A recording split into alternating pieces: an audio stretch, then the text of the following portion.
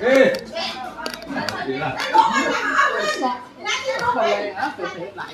Để trên kia để hàng gì cho mọi người.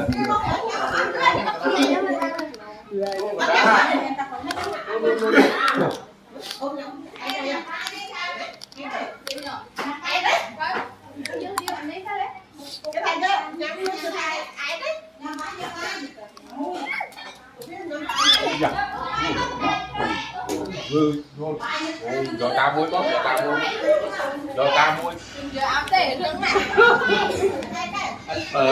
Vừa đây, đi, rồi ta muối chứ.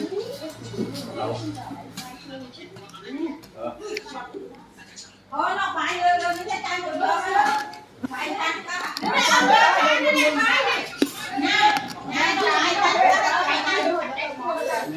Anh coi như na số mà tè bài anh toàn hỏi bỏ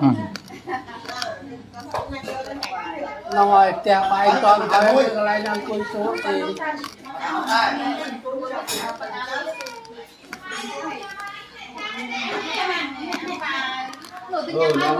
không phải chú ơi. Chủ bia chứ.